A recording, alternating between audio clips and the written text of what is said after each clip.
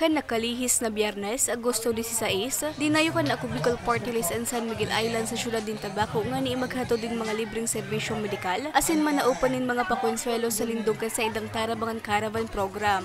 Pero sa mga nag-aprobitsar kan libreng serbisyong medikal, ang residenteng si Catherine Bondoy kan Barangay Agnas, napigpakonsulta sa doktor ang pabalik-balik na abukan sa iyang 9 anyos na aking babaye.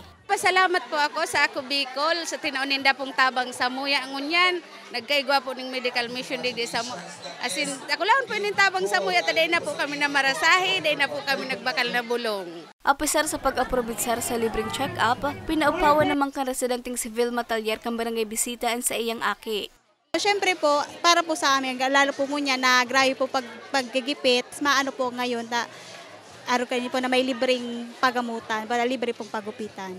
Kapasalamat po ako sa ako Bicol na nagkaroon po ng araw kaining programa dito po sa aming lugar. Sa aktibidad, nagkaigwaman ng dental mission as in local recruitment na pigpanginotang kan Sunwest Incorporated as in Tecton Global Technologies Foundation Incorporated. Kabali sa 500 na benepisyaryo ang mga residente na hali sa Barangay Rawis, Sagurong, Hacienda, Agnas as in Visita. Dakulaon po ining katabangan dito po sa samuyang lugar, lalong-lalo po dito po sa Islakan, San Miguel. Ini pong medical mission na itinaong programa po dito sa samuyang barangay. Dakulaon po ining impact as in tabang sa samuyang po mga constituentes.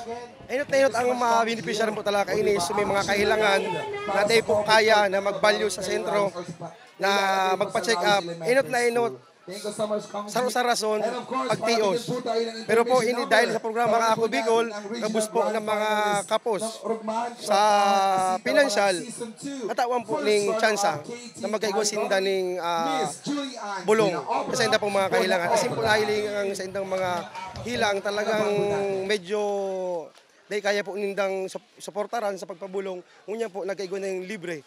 Dakulang po ining salamat. Pinanginotan ang aktibidad ni Congressman Attorney Jill Bungalon. Sigun sa kongresista, ininaan ni ka-17 caravan kan sa indang partido ngunya na taon. Napakasaya po namin no dahil nakatulong kami sa iba-ibang mga constituentes no galing sa iba-ibang barangay, lalong-lalo na yung pong may mga pangangailangang atensyon medikal no.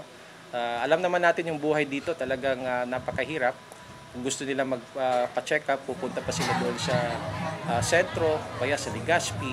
Pero ginagawa natin, nilalapit natin yung libreng serbisyo medikal sapagkat dala-dala na natin mismo yung mga medical personnel at kasama na din yung mga gamot and iba pang mga pangangailangan ng ating pong mga kababayan.